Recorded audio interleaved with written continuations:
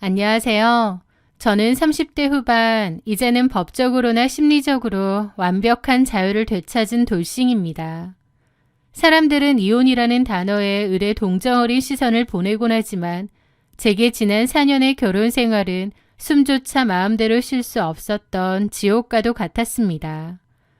그렇기에 지금 제가 누리고 있는 이 평범한 홀로서기가 얼마나 소중하고 천만다행인 일인지 모릅니다. 겉으로는 너무나도 완벽해 보였던 남편의 추악한 이중생활, 그리고 뼛속까지 시리게 저를 옥죄었던 시댁의 기형적인 민낯에 대해 덤덤히 털어놓아 볼까 합니다. 전 남편과 저는 30대 초반에 지인의 소개로 처음 만났습니다. 연애 시절에 그는 참으로 다정하고 매너가 좋은 사람이었어요. 제가 야근을 하는 날이면 회사 앞까지 찾아와 기다려주었고 주말이면 제가 좋아하는 전시회나 맛집을 미리 알아와 데려가곤 했죠. 연애할 때는 저에게 화내는 법도 없었고 늘 제 의견을 먼저 묻고 존중해주는 듬직한 남자친구였습니다. 감정 기복이 별로 없고 늘 따뜻하고 다정다감한 말투를 쓰는 그 사람에게 저는 매료되었습니다. 그 기복 없는 여유로운 성격이 안정적으로 느껴졌던 거죠. 하지만 결혼을 결심하고 인사를 드리러 간 시댁은 제가 살아온 평범하고 상식적인 세상과는 완전히 달랐습니다. 시아버지는 건설 쪽 사업으로 큰 돈을 만지시면서 자수성가한 분이었고 시어머니는 교육자 출신으로 원리 원칙과 체면을 중시하며 살아온 대단히 보수적인 분이었어요. 시댁에 처음 인사드리러 간 날 시어머니는 저를 위아래로 훑어보며 마치 면접관처럼 질문을 쏟아내시더군요. 제 학력과 직장, 그리고 저희 부모님의 직업과 노후 준비 상태까지 꼬치꼬치 캐물으시는 거예요. 그 서늘한 눈빛에서 저는 제가 이 집안의 기준에 턱없이 모자란 사람이라는 것을 단번에 알 수 있었습니다. 시어머니는 평범한 집안에서 자란 저를 노골적으로 탐탁치 않아 하셨어요. 하지만 아들이 저와 결혼하겠다고 고집을 부리니 허락은 해주셨죠. 다만 신혼집을 해주는 조건으로 숨막히는 여러 요구 조건들을 내밀었습니다. 우리 집안 며느리로 들어오려면 네가 살아온 방식은 다 버려야 할 거다. 우리 집은 1년에 제사가 9번이야. 집안 어른들 기제사도 많고 시아버지 손님들 치르는 대소사도 많아. 우리 집 며느리가 되려면 이 모든 걸 도맡아 해야 한다. 그 차갑고 단호한 으름장 앞에서 두려움과 걱정을 느꼈습니다. 사실 인사 온 예비 며느리에게 그렇게 차갑게 굴 정도면 제가 이 결혼은 아니구나 하고 끝냈어야 맞아요. 하지만 저도 그때는 콩깍지가 단단히 씌어 있었고 어떻게든 어머님 아버님 마음에 들고 싶기만 했습니다. 게다가 제 옆에 앉은 남편은 제게 그러더군요. 걱정 마. 엄마가 옛날 분이라 엄하게 말씀하시는 것뿐이야. 제사나 집안일은 내가 옆에서 다 도와주고 막아줄게. 나만 믿어.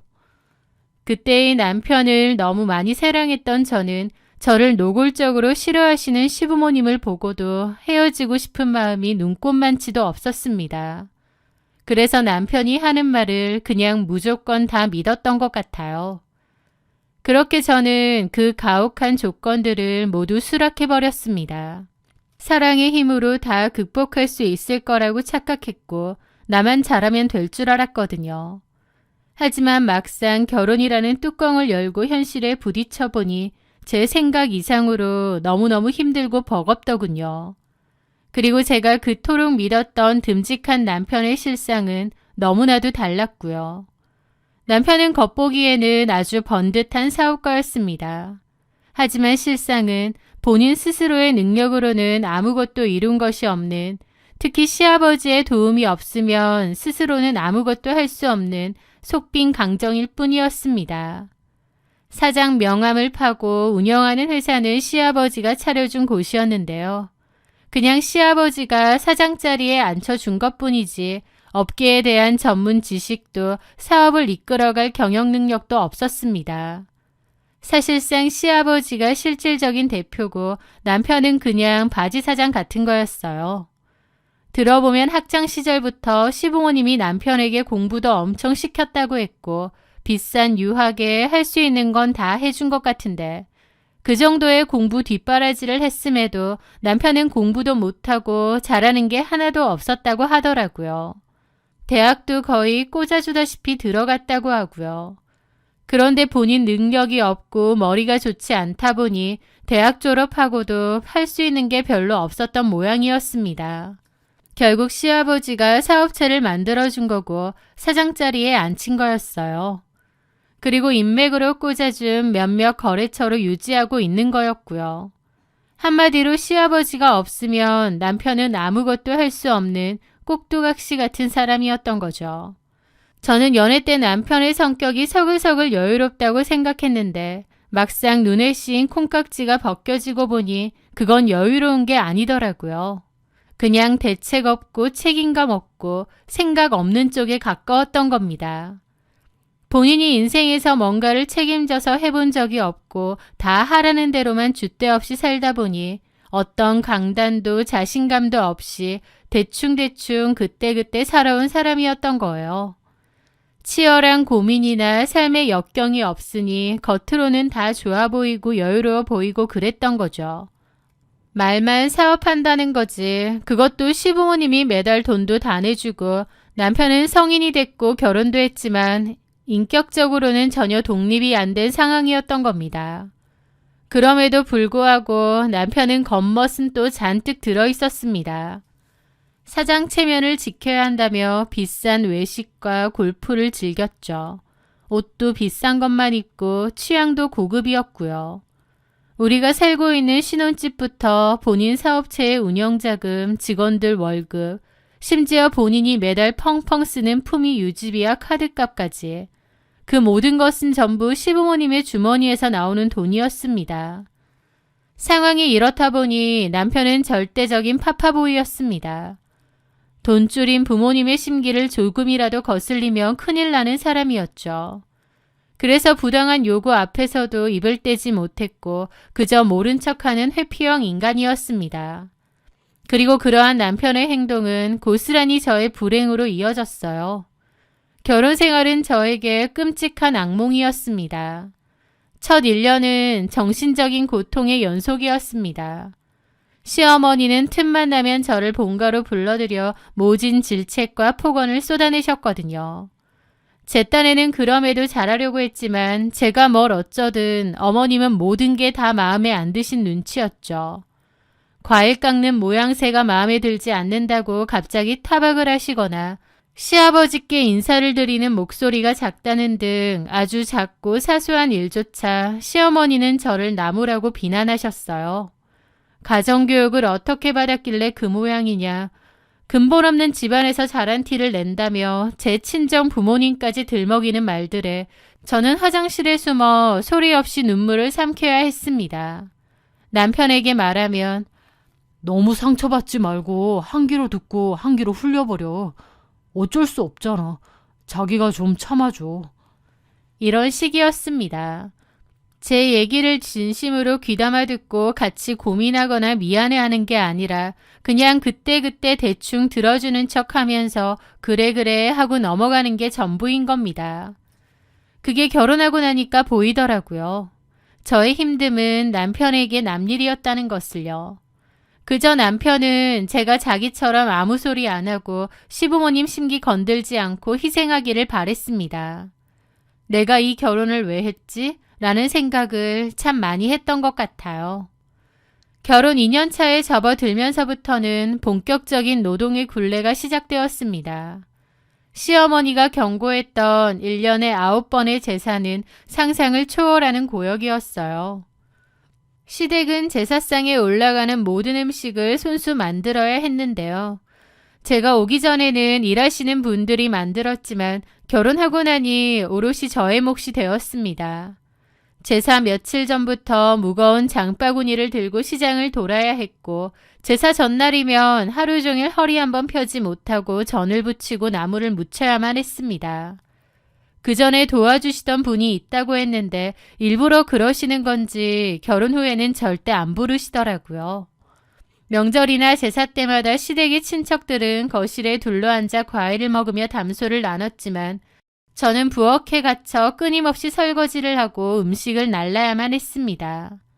연애 시절 내가 다 도와주겠다, 너무 걱정하지 말라며 호언장담했던 남편은 막상 시댁에만 가면 아버지와 삼촌들 틈에 섞여 술잔만 기울일 뿐 부엌에 있는 저에게는 신경도 쓰지 않았습니다.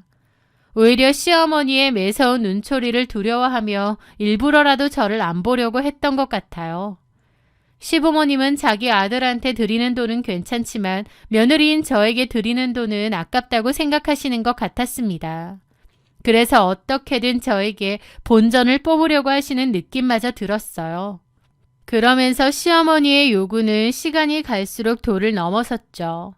시아버지가 집으로 손님을 모시고 오는 날이면 평일이든 주말이든 상관없이 저를 호출했습니다. 애초에 결혼할 때부터 애착을 가지며 열심히 다녔던 직장도 시부모님의 말 때문에 그만두어야 했는데요. 그러다 보니 금전적으로 더욱 시부모님에게 기댈 수밖에 없는 상황이 되었습니다. 회사를 더 이상 안 다니다 보니 시부모님이 부를 때면 언제든 가서 일을 하는 종속된 처지가 되었던 거죠. 시어머니는 한 달에 한 번씩 선심 쓰듯 쥐어주는 용돈을 주셨고 철저하게 저를 시댁의 전속 식모로 부려먹으셨어요. 그러면서 저한테 그러셨죠. 다른 사람들이 너 시집 잘 갔다 그러지? 부잣집에. 네? 내가 봐도 너 시집 하나는 참 잘 갔다. 솔직히 조건으로 보면 우리 집이랑 너네 집이랑 맞니? 우리 준호가 워낙 착하고 순진하니까 너랑 결혼한다고 한 거고. 사실 마음만 먹으면 얼마든지 더 좋은 조건 여자 만날 수 있는데. 저는 너무 기분 나쁘더라고요. 막말로 그럼 더 좋은 조건의 여자가 이런 노예 생활 자처하겠나요? 몸이 힘든 것보다 시부모님의 무시와 갑질이 더 힘들었습니다. 하지만 남편은 여태까지 그래왔던 것처럼 부모님 돈으로 계속 편하게 먹고 살아야 했기 때문에 저를 시댁의 초봉알바지이자 방패막이로 내세운 채 뒷짐만 지고 방관했죠. 시부모님의 잔소리와 요구가 모두 저에게 집중되는 동안 남편은 평생 그랬던 것처럼 편안하게 계속 살아왔습니다. 결혼 3년 차 평소처럼 시댁에 제사를 마치고 녹초가 되어 돌아온 어느 밤이었습니다. 그날은 유독 시어머니의 잔소리가 심했던 날이었어요. 나물을 간이 평소보다 짜다느니 하며 저를 무안하게 만드셨죠. 육체적인 피로보다 마음의 상처가 더 깊었던 그 밤, 코를 골며 골아떨어진 남편의 곁에서 멍하니 천장을 바라보고 있었습니다. 행복하려고 한 결혼인데 너무 힘들다. 언제까지 이렇게 살아야 되나 싶더라고요. 그때 남편의 머리맡에 놓인 핸드폰이 짧게 진동했습니다. 평소에는 한 번도 열어본 적 없던 남편의 핸드폰. 하지만 너무 늦은 시간이었던 데다 그날은 왠지 모를 서늘한 예감이 저를 이끌더군요. 평소 비밀번호조차 설정해 두지 않던 남편의 무심함 덕분에 핸드폰은 너무나 쉽게 열렸습니다. 그리고 그 안에서 저는 제 남은 인생을 송두리째 무너뜨릴 추악한 판도라의 상자를 마주하게 되었죠. 남편의 핸드폰 화면에는 생전 처음 보는 아이콘이 하나 있었습니다. 호기심에 눌러본 그것은 놀랍게도 데이트 어플이었어요. 입이 뜨악하더라고요. 이미 결혼한 유부남이 데이트 어플이라뇨. 설마 하는 마음으로 대화 목록을 확인하게 되었습니다. 그리고 거기에는 눈을 의심할 만한 내용들이 쏟아져 나왔죠. 남편은 제가 모르는 여러 명의 여자들과 은밀하고 더러운 대화를 나누고 있었거든요. 자기야, 오늘 밤에 볼 수 있을까? 와이프 오늘 제사 때문에 늦게 올 거거든. 지난번 그 호텔? 좋지. 섹시하게 입고 와. 그런데 그런 식으로 연락하는 여자가 한둘이 아니었던 겁니다. 메시지를 읽어 내려가던 저는 구역질이 올라와 입을 틀어막아야 했습니다. 제가 시댁에 불려가 땀을 뻘뻘 흘리며 제사상을 차리는 동안 시댁 식구들의 뒤치다꺼리를 하며 파김치가 되어가는 동안 남편은 다른 여자와 함께 신나게 즐기고 다녔던 겁니다. 배신감이라는 단어로는 설명이 안 되는 복잡한 감정이 들더라고요. 내가 여태까지 뭐 했나 싶은 허무한 감정이 더 컸던 것 같습니다. 남편을 많이 사랑해서 결혼했고 제가 선택한 것이기에 그에 따른 책임을 지며 살아야 된다고 생각했어요. 많이 고되고 상처도 많이 받았지만 내가 노력하면 언젠가 시부모님도 나를 인정하고 받아주시겠지 생각했습니다. 그런데 그 메시지들을 보는 순간 제가 견뎌온 생활들이 너무 허무해지는 거예요. 저는 배신감에 몸을 떨며 잠든 남편을 깨워 핸드폰을 얼굴에 집어던졌습니다. 눈물이 줄줄 흐르더라고요. 갑자기 자다가 핸드폰을 쳐맞은 남편은 놀라서 소리를 지르더라고요. 왜 이래 갑자기? 네가 직접 봐. 남편은 화면을 확인하자마자 제 눈치를 끔뻑끔뻑 살피더라고요. 그 꼬라지를 보는데 얼마나 피가 거꾸로 솟던지요. 그 여자들 뭐야? 아, 여보, 이건 그냥... 근데 있잖아. 내가 이 여자들이랑 만난 건 맞아. 근데 절대 마음을 준 건 아니야. 뭐라고? 내 마음은 항상 당신뿐이야. 이 여자들은 그냥 뭐랄까, 심심해서 만나는 게임 같은 거랄까? 저런 소리를 하는데 진짜 미친놈인 줄 알았습니다. 무슨 말 같지도 않은 소리를 해. 진짜 미친 거 아니야? 당신 결혼한 유부남이야. 데이팅 어플까지 이용해서 여자들 만나고 다녔으면서 마음은 안 줬으니 괜찮다고. 나 진짜 사랑하는 건 자기밖에 없어. 이 여자들은 그냥 심심풀이로. 야! 저는 기절 초풍할 지경인데 남편은 별로 대수롭지 않은 듯 실실거리면서 저를 달래는 겁니다. 자기야, 정은아, 한 번만 봐줘. 다시는 안 그럴게. 그냥 넘어가 주라. 그러면서 아무렇지 않은 일인 것처럼 구는데 저는 입이 안 다물어졌습니다. 그날 남편에 대해 많은 생각이 들었어요. 여태까지 남편은 늘 다정다감하게 듣기 좋은 그럴듯한 소리를 저에게 곧잘 했습니다. 저는 그게 진심인 줄 알았죠. 그런데 이제 와서 보니 남편은 그저 당장의 위기만 모면하면 그만이라고 생각하고 그럴듯한 적당한 말로 저를 달래기만 했던 거예요. 그 속의 진심은 눈꼽만치도 없고요. 여자들이랑 바람을 피우다 걸린 일인데도 그저 적당히 저를 달래기만 하면 될 줄 아는 겁니다. 저는 진짜 치가 떨려서 남편을 밀어냈습니다. 그리고 이혼할 거라고 말했죠. 제 입에서 이혼이라는 말이 나오니 남편도 당황한 눈치더라고요. 바보 같은 제가 달래면 적당히 넘어갈 줄 알았나 본데 무조건 이혼이라고 하니까요. 저는 단호하게 우리는 끝이라고 으름장을 놓았습니다. 남편은 그제야 심각하다는 걸 알았는지 시어머니한테 그 사실을 다 말한 모양이에요. 다음날 집으로 시어머니가 저를 찾아오셨죠. 준호한테 다 들었다. 남자가 사업하다 보면 밖에서 여자들 좀 만날 수도 있는 거지. 그걸 가지고 이혼이니 뭐니 소란을 피워? 네? 어머니, 어떻게 그렇게 말하실 수 있으세요? 유난 떨지 마. 너 그렇게 안 봤는데 참 속 좁다. 사업하는 남자를 남편으로 둔 여자들은 마음이 넓어야 돼. 내가 준호한테 알아듣게 말할 테니 너도 적당히 하고 그만해라. 그러면서 옆에 있는 아들에게 뭐라고 하는 줄 아시나요? 이준호, 너 조심해야지. 아무 여자나 그렇게 만나면 어떡하니? 그런 여자들 함부로 만나고 다니다가 뒷말 나오면 어쩌려고? 라는데 경악을 했습니다. 바람을 피운 자체를 뭐라고 하는 게 아니라 아무 여자나 함부로 만나면 어떡하냐고 뭐라고 하시는 거예요. 아, 이 사람들 일반적인 상식을 가진 사람들이 아니구나. 나랑은 아예 다른 사람들이구나. 그제야 완전히 깨닫게 되었습니다. 저는 이혼을 결심했습니다. 저 정상 아닌 사람들하고 도저히 한가족으로 못 지내겠다는 판단이 들었죠. 그런데요. 결론적으로 저는 이혼을 하지 못했습니다. 왜냐고요? 무슨 운명의 장난인지 공교롭게 그맘때 제가 아이를 가졌다는 사실을 알게 되었거든요. 게다가 남편이 무릎까지 꿇고 빌었습니다.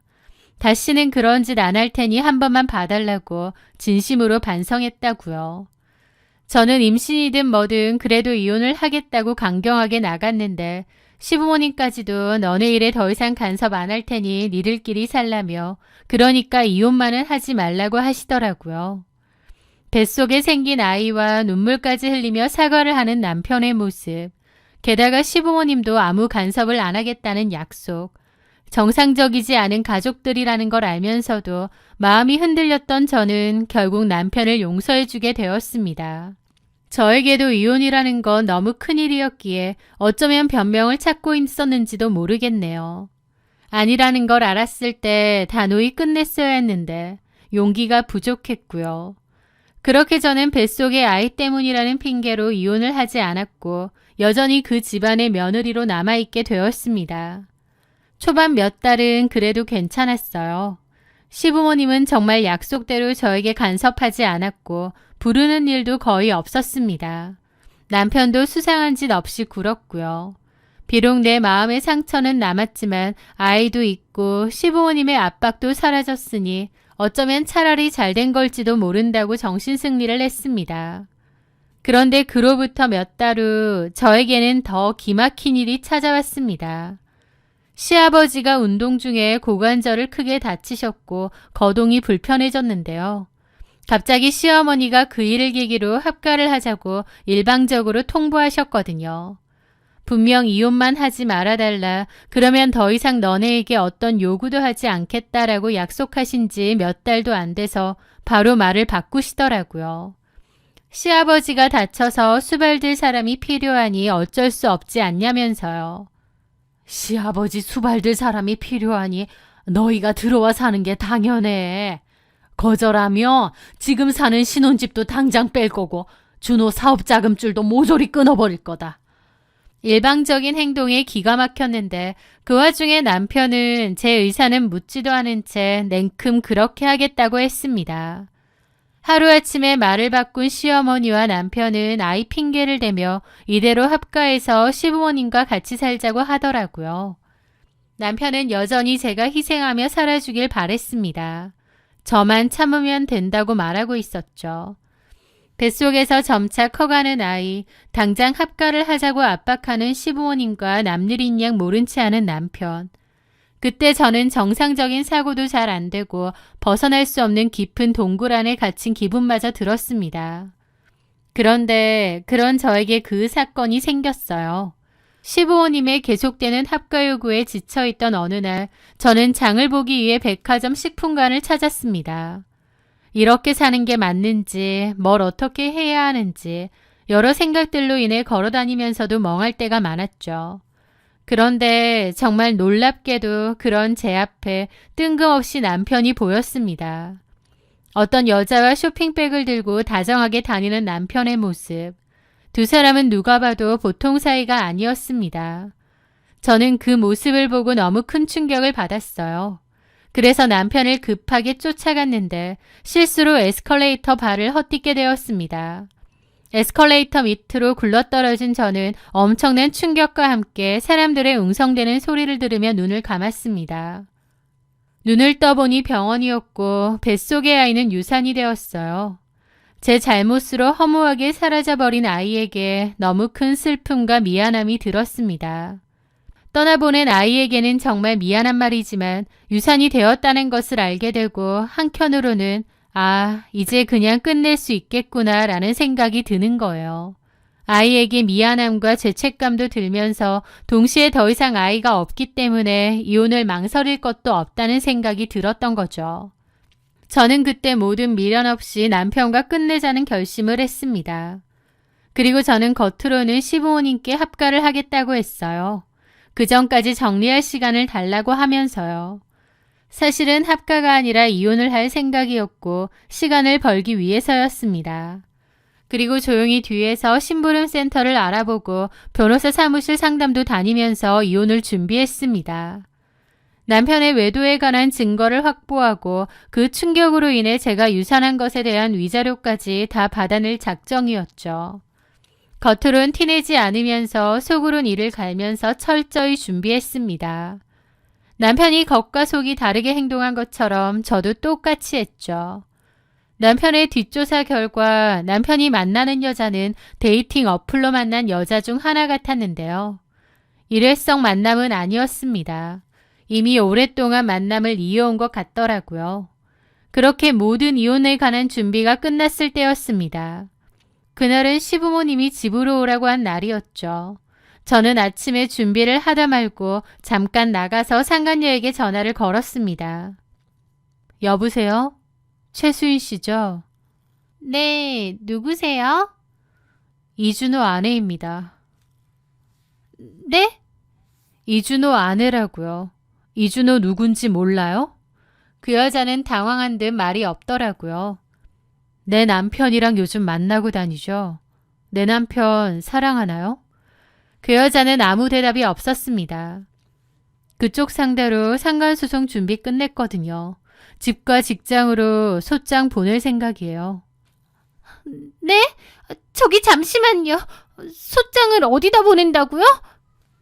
유부남이랑 바람피고 다녔는데 이런 일 있을 거라고 생각 못했어요? 그리고 나 이준호랑 이혼할 거니까 데리고 가서 살아요. 저기 사모님 잠시만요. 저 준호 오빠랑 그렇게 깊은 사이도 아니고요. 깊은 사이도 아닌데 그렇게 자주 만났어요? 저기 그게 소송은 안 하시면 안 될까요? 제가 정말 잘못했습니다. 잘못했다고 없던 일이 되는 건 아니죠.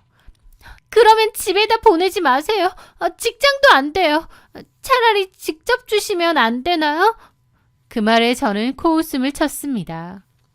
소장 직접 받고 싶어요. 네? 네. 그럼 내가 말하는 주소로 오던가요. 직접 줄 테니까.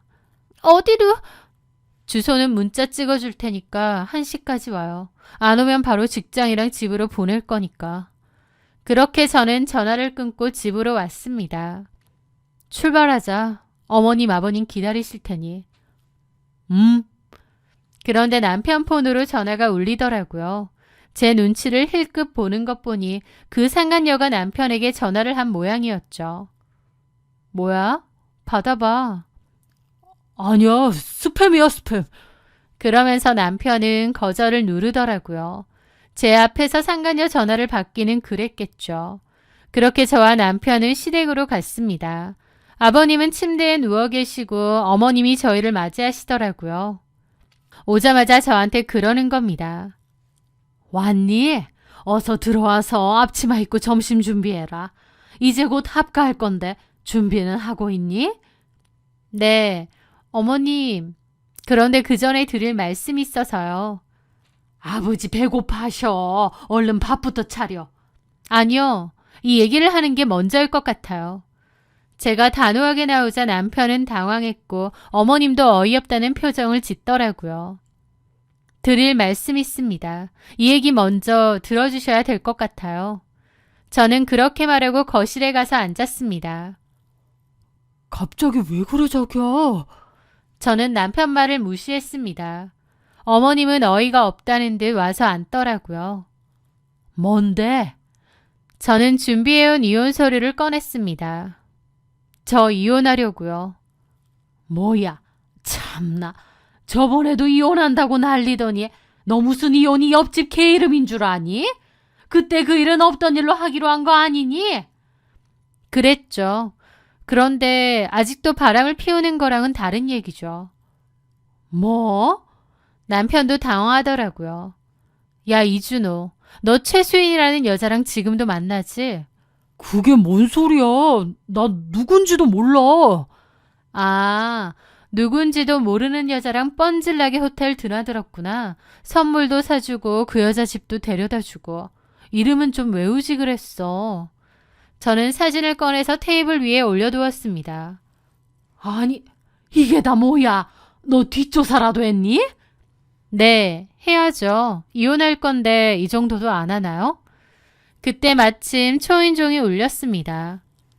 갑자기 누구야? 보니까 최수인 그 여자더라고요. 저는 제가 먼저 나가서 문을 열어주었습니다. 누군데 문을 열어줘? 어머님 세며느리 될 사람이요. 뭐야? 제가 문을 열었고 그 여자가 안으로 들어왔습니다. 그리고는 제 남편을 보고 화들짝 놀라더라고요. 남편도 당황하고요. 여긴 어떻게... 솥장 저기 올려져 있으니까 들고 가요. 그리고 잘들 얘기해 보세요. 이 여자가 이준호랑 잘 만나고 있는 여자거든요. 둘이 어플로 만났죠? 잘 어울린다. 저 남자랑 잘해봐요. 지금 이혼해 주겠다고 말했거든요. 아참, 이 집 제사가 9번이에요. 시부모님도 보통 아니긴 한데 한번 잘 맞추고 살아보세요. 저는 그 길로 가방을 챙겨 들었습니다. 뒤에서는 시어머니가 이게 다 뭔 소리냐고 거품을 물더라고요. 저는 그 집을 나섰습니다. 속이 다 시원하고 해방감이 느껴지더라고요. 아, 진작에 이렇게 했어야 됐는데 내가 너무 바보같이 굴었구나 싶기도 하고요. 그렇게 저는 이혼 서류와 위자료 소장을 넘긴 채 집을 나갔습니다. 그 후 저는 기나긴 소송 끝에 이혼을 했습니다. 남편과 상간녀, 시어머니로부터 위자료까지 받아냈죠. 힘들고 괴롭기만 했던 결혼 생활의 종지부를 찍던 날 마치 감옥에서 나온 것처럼 속이 다 뚫리고 시원하더라고요. 전 남편은 저랑 이혼하고 나서 1년 정도 뒤에 다른 여자랑 결혼을 했다는 소식을 들었습니다. 그때 그 최수희는 아니고 아예 다른 여자였던 것 같은데 결론적으로 그 후 1년도 안 살고 이혼 준비 중이라고 하더라고요. 미친 시부모님의 갑질을 누가 견뎌내겠나요? 게다가 전 남편 역시 진심 병인지 뭔지 또 데이팅 어플하다가 걸렸다고 들었습니다. 저랑 그런 일로 이혼은 했는데 재혼하고도 또 똑같은 일이 반복이었던 거죠. 게다가 시아버지가 그렇게 쓰러지신 후 집안의 가세도 급격히 기울었다고 하더라고요. 자금 지원이 완전히 끊긴 전 남편의 회사는 결국 문을 닫았다고 했습니다. 정상이 한 명도 없던 그 가족들에게 하늘이 완벽한 천벌을 내렸다고 생각해요. 저는 이제 제 영혼을 갉아먹던 과거를 훌훌 털어버렸습니다. 새롭게 취업한 직장에서 제 능력으로 당당하게 돈을 벌고 퇴근 후에는 누구의 눈치도 보지 않고 제가 좋아하는 책을 읽거나 운동을 하면서 지내고 있어요. 1년에 9번 지내던 제사 대신 주말마다 저 자신을 위한 산책이나 가벼운 여행을 떠나죠. 저는 이제 제 힘으로 제 삶을 가장 아름답게 만들어가려 해요. 이 평범한 행복이 얼마나 눈물겹게 소중한지 이제야 알 것 같습니다. 제 이야기를 끝까지 들어주셔서 정말 감사합니다.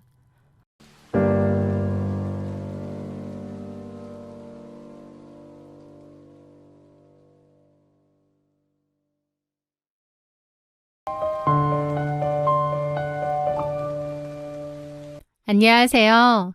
저는 딸을 하나 키우며 평범하게 살아가고 있는 주부 손혜진이라고 합니다. 제 남편에게는 4살 터울의 남동생, 즉 제게는 시동생이 한 명이 있는데요. 시동생은 소규모의 스포츠 관련 사업체를 운영합니다. 점잖고 차분한 제 남편과는 달리 시동생은 괄괄하고 거침없는 성격이었어요. 저는 시동생하고는 딱히 친하진 않았지만 그래도 동서하고는 각별한 사이였습니다. 동서가 워낙 애교 많고 다정하고 착한 사람이었거든요. 저희 남편이 형이긴 하지만 시동생보다 결혼은 더 늦은 편이었어요. 결혼은 시동생네가 먼저 했거든요. 그래서 시부모님과 동서가 저보다 훨씬 친한 편이었죠. 저는 원래 성격이 숫기가 없고 낯을 많이 가리는 편이라 시부모님을 대하는 것이 영 어렵고 불편하기도 했습니다. 하지만 동서는 그런 제 성격을 이해해서인지 중간에서 분위기 메이커 역할을 자처하며 저를 도와주었고 시부모님과 가까워질 수 있도록 노력을 많이 해주었죠. 참 고맙게도요. 제가 시부모님 선물을 사가면 동서는 옆에서 와, 어머님, 아버님, 이거 진짜 좋은 거예요. 형님이 센스 너무 좋으시다. 이거 요즘 없어서 못 쓰는 건데.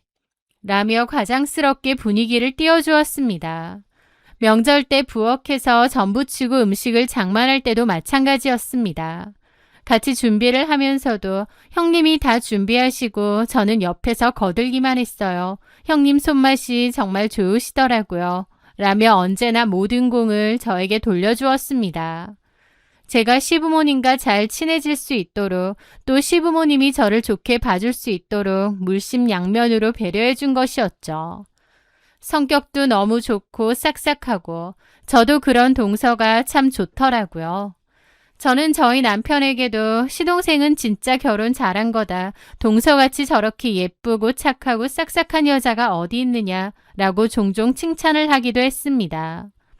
동서는 어느새 저에게 친동생이나 다름없는 아주 소중하고 의지가 되는 존재가 되어 있었죠. 그런데 화목해 보이는 동서 부부에게도 남모를 큰 아픔이 하나 자리 잡고 있었습니다. 바로 오랜 시간이 지나도록 아이가 생기지 않는다는 것이었죠. 병원 검사 결과 시동생의 정자 운동성 저하 문제와 동서의 난소 문제 등 양측 모두에게 임신을 방해하는 복합적인 원인이 있다고 했습니다. 자연 임신은 어려울 것 같았고 두 사람도 아이를 갖기 위해 시험관 시술까지 시도했지만 번번이 실패로 돌아가고 말았다더군요. 저는 결혼하고 반년도 안 돼서 아이가 생겼는데 동서는 진심으로 축하해주면서도 또 임신을 부러워하기도 했습니다. 시부모님의 은근한 압박도 스트레스였을 테고요. 아이를 간절히 원하던 동서는 반복되는 시험관 실패에 지쳤고 결국 시동생과의 상의 끝에 아이 없는 삶을 받아들이기로 결정했다고 했어요. 말은 좀 홀가분하다고 했지만 아쉬워하는 동서의 모습을 볼 때면 저도 마음이 짠하더라고요. 동서라면 누구보다 좋은 엄마가 되어줄 수 있을 텐데 말이죠. 동서는 대신 저희 딸을 누구보다 예뻐하고 다정하게 챙겨주었습니다. 그런 동서를 볼 때면 늘 가슴 한구석이 아릿하게 저려왔어요. 그래서 뒤늦게라도 꼭 기적처럼 시동생네 부부에게 예쁜 천사가 찾아와 주기를 매일 밤 진심으로 기도했습니다. 그런데 그 기도는 엉뚱한 방향으로 이루어졌죠. 한동안 서로 바빠 개인적인 연락은 안 했는데 어느 날 갑자기 동서에게서 연락이 왔습니다. 그런데 목소리가 너무 안 좋더라고요. 그렇게 저는 급히 동서네 집을 찾아갔죠. 그런데 현관문을 열고 저를 맞이한 동서의 모습에 경악을 금치 못했습니다. 항상 생기 넘치고 통통했던 동서의 얼굴은 마치 뼈만 남은 사람처럼 반쪽이 되어 있었고 눈밑은 퀭하게 패여 있었거든요. 동서, 이게 대체 무슨 일이야? 얼굴이 왜 이래? 동서는 서러운 눈물을 펑펑 쏟으며 충격적인 진실을 털어놓았습니다. 알고 보니 시동생이 회식 때 직원들과 함께 나이트클럽에 놀러 갔다가 그곳에서 어떤 여자와 눈이 맞아 외도를 저질렀다는 것이었습니다. 배신감의 동서는 시동생과 죽일 듯이 싸우고 짐까지 쌌지만 시동생은 바지가랑이를 붙잡고 눈물로 싹싹 빌며 매달렸다고 했습니다. 남편의 처절한 사죄에 동서는 피를 토하는 심정으로 그를 겨우 용서한 상태였습니다. 하지만 용서를 했다고 해서 상처가 지워지는 것은 아니었죠. 동서는 그 충격으로 밥도 제대로 넘기지 못해 살이 미친 듯이 빠졌고 매일 밤 불면증에 시달리다 결국 정신과 치료까지 받고 있다고 했습니다. 동서, 괜찮아? 용서할 수 있겠어? 그 상간이하고는 완전히 끝났다고 하니까 한 번은 넘어가 주려고요. 근데 제가 이걸 묻고 살 수 있을지 모르겠어요. 배신감이 너무 들고 힘드네요. 서글프게 우는 동서의 등을 쓰다듬으며 저 역시 함께 눈물을 흘렸습니다. 이렇게 착하고 예쁜 와이프를 두고 바람이라니 시동생이 너무 밉고 원망스럽더라고요. 하지만 당사자인 동서가 가정을 지키기로 결심한 이상 저도 아무 말 하지 않고 이 일이 조용히 지나가고 동서의 상처도 아물기를 바랄 뿐이었습니다. 앞으로 살면서 시동생이 동서에게 잘하고 살면 동서의 상처도 점차 아물지 않겠나 생각하면서요. 하지만 그것은 저와 동서의 크나큰 착각이었습니다. 그 일로부터 딱 6개월 뒤 시댁을 뿌리채 뽑아버릴 거대한 폭탄이 터지고 말았거든요. 완전히 끝난 줄 알았던 그 내연녀가 임신을 한 몸으로 시동생 앞에 나타난 것입니다. 그 내연녀는 도저히 뱃속의 아이를 지울 수 없었다면서 혼자서라도 아이를 키우며 살려고 했지만 너무 힘들 것 같아 찾아왔다고 하더군요. 뻔뻔한 변명과 함께 시동생과 시부모님 앞에 나타난 거죠. 그런데요, 더 경악스러운 것은 시동생의 태도였습니다. 불륜으로 아내의 가슴에 씻을 수 없는 대못을 박아놓고도 막상 내연녀가 자기 아이를 임신했다고 하니 그쪽으로 마음이 더 가는 모양이었습니다. 동서와 이혼하고 그 여자와 새살림을 차리겠다고 한 거예요. 저희 남편도 이건 아니라며 시동생을 말렸지만 차마 내 핏줄을 저버릴 수는 없다며 내연녀에게 가기로 결정을 했다더군요. 뭘 잘했다고 적반하장으로 동서에게 이혼 요구까지 하면서요.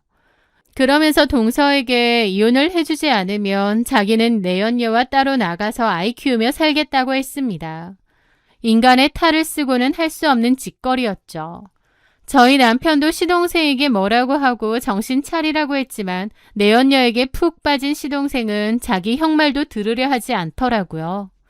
동서는 너무 힘들어했고 가뜩이나 비쩍 마른 몸이 갈수록 야위어져 갔습니다.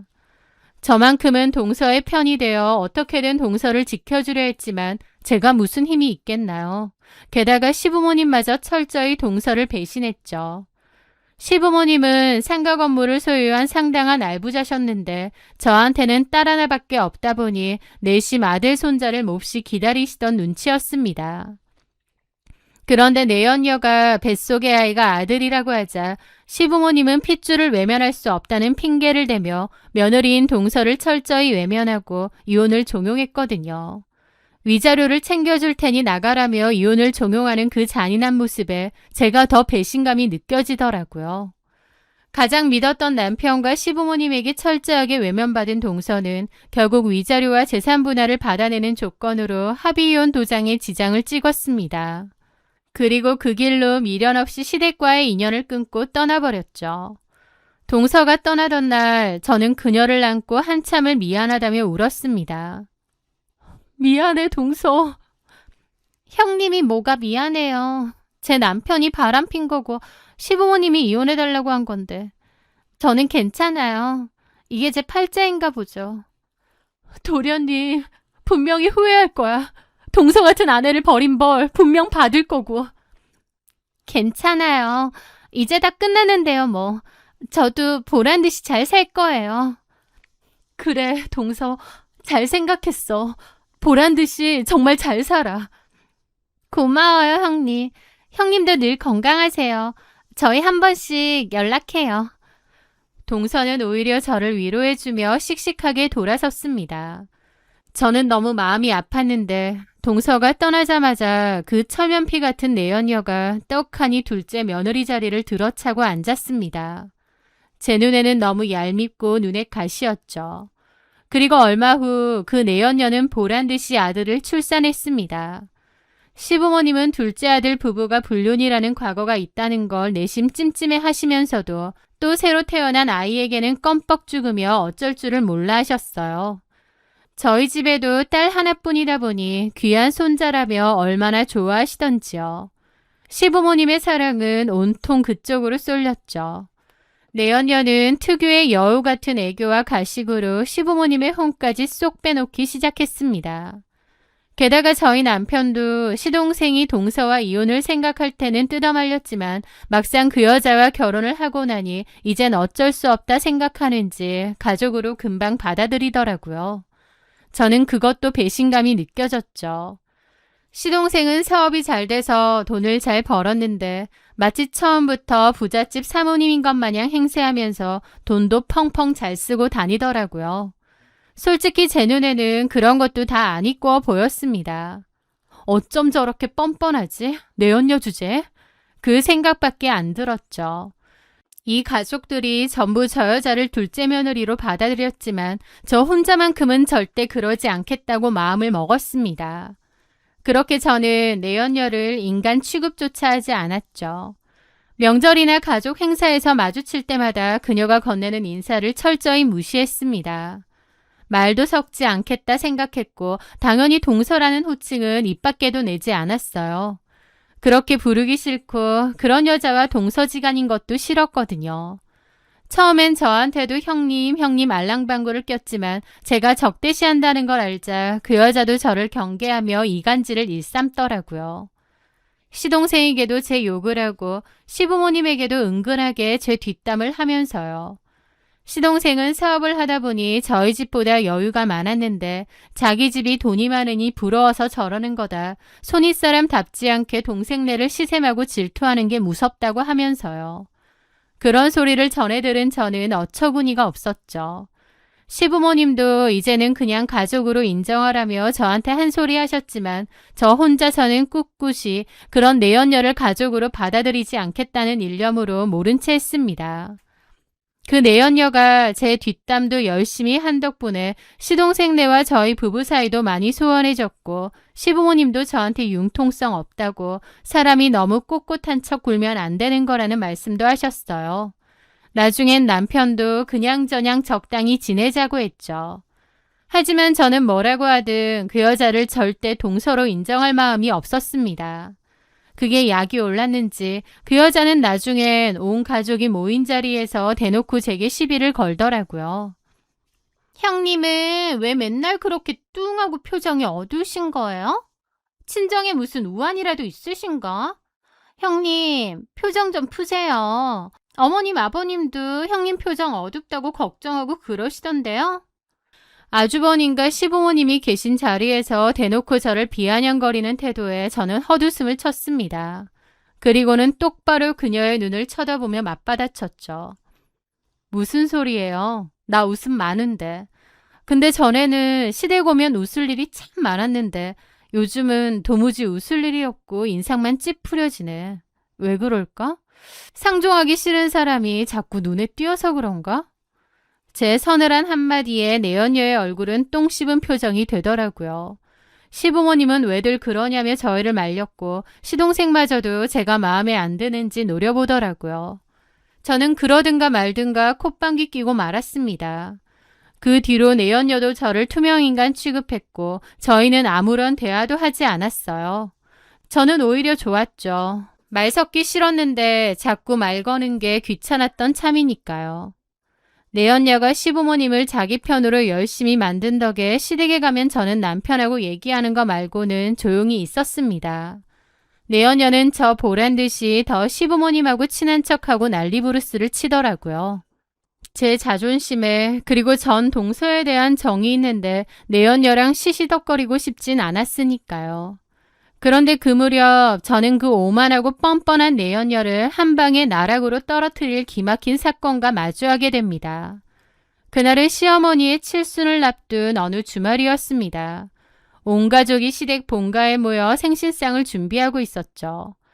저는 아침 일찍부터 아침알을 두르고 전을 부치며 음식 장만을 하고 있었는데 내연녀는 아이 핑계를 대며 방에 쏙 들어가 나오지 않더니 갑자기 전화가 왔다며 슬그머니 마당 밖으로 나갔습니다. 그런데 마침 부엌에 튀김가루가 다 떨어져 가던 참이었어요. 저는 앞치마를 대충 벗어두고 튀김가루를 사기 위해 근처 슈퍼로 향했죠. 그렇게 대문을 지나고 나니 담벼락 너머 구석진 곳에서 누군가 잔뜩 신경질적인 목소리로 통화를 하는 소리가 들려오는 거예요. 바로 내연녀였습니다.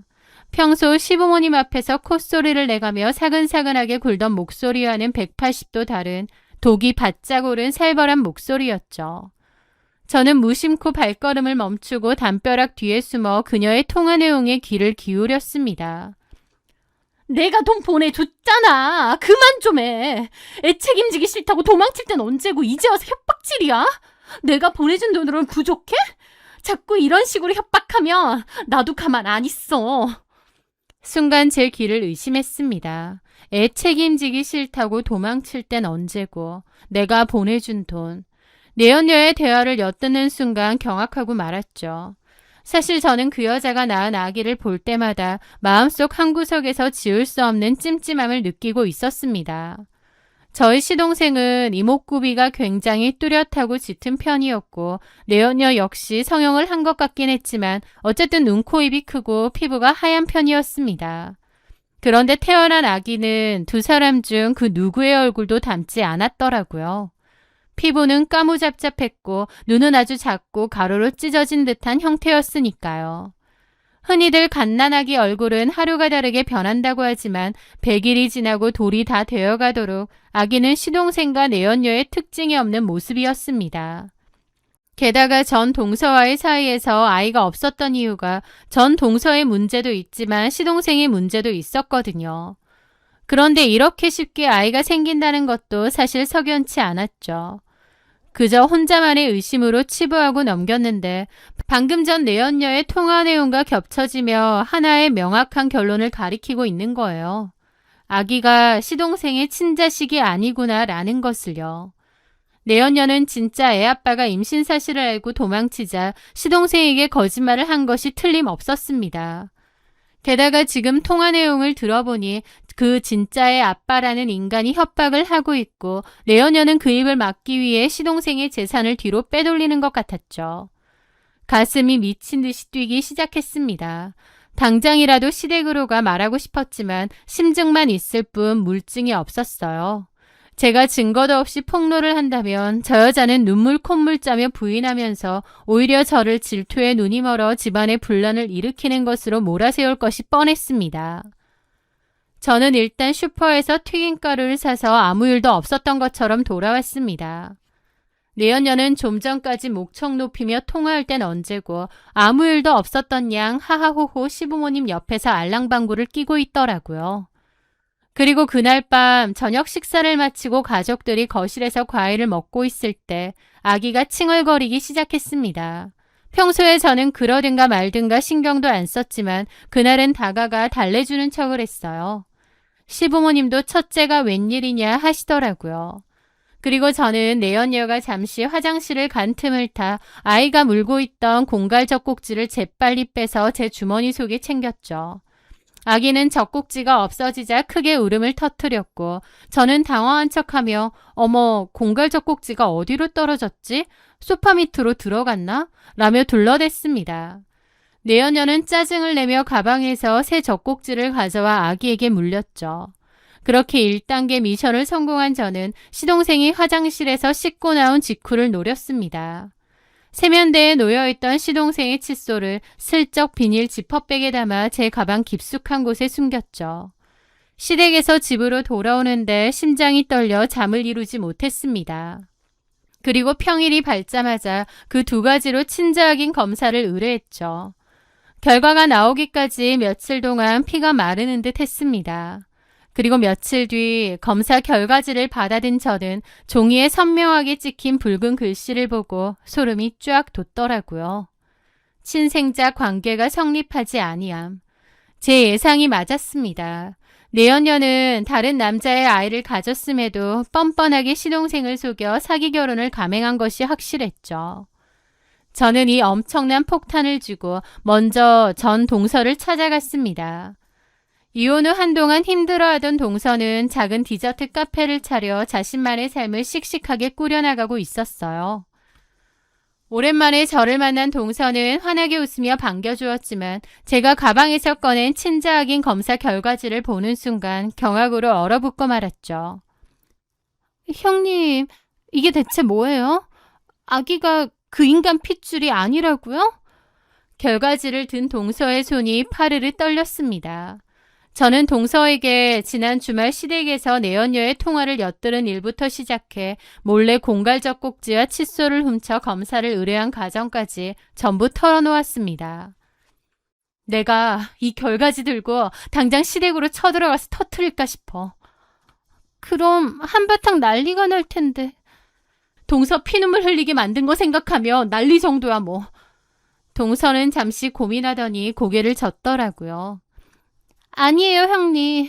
형님이 직접 나서면 안 돼요. 왜? 명백한 증거가 있는데.